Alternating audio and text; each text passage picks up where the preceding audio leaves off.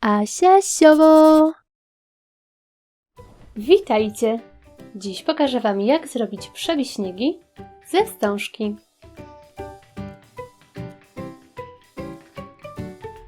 Szczegółową listę wszystkich potrzebnych przedmiotów znajdziecie w opisie tego filmu. Ze wstążki 50 mm składam 3 paski po około 6 cm. Składam je na pół i wycinam kształt płatka.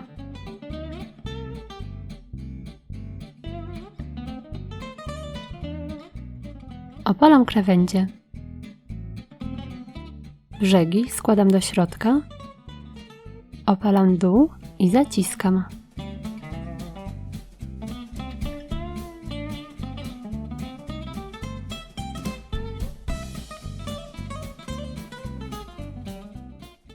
Za pomocą taśmy dwustronnej łączę dwa kawałki wstążki o szerokości 38 mm i długości 10 cm.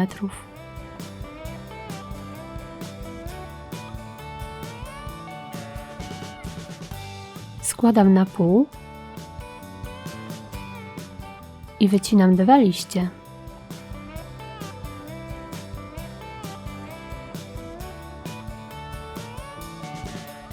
Opalam. Potrzebuję jeszcze 2 takie same. Do drucika mocuję pręciki. Dodaję 3 płatki.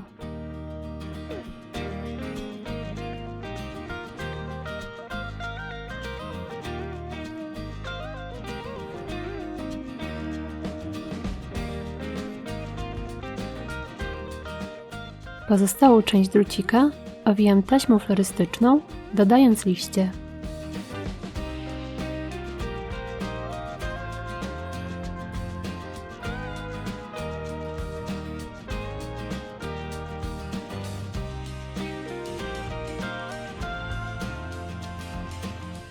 Na koniec lekko zaginam kwiat do dołu.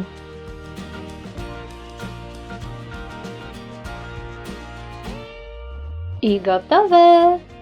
Takich kwiatów możecie użyć do stworzenia wiosennej kompozycji, bukietu w wazonie czy dekoracji w doniczce.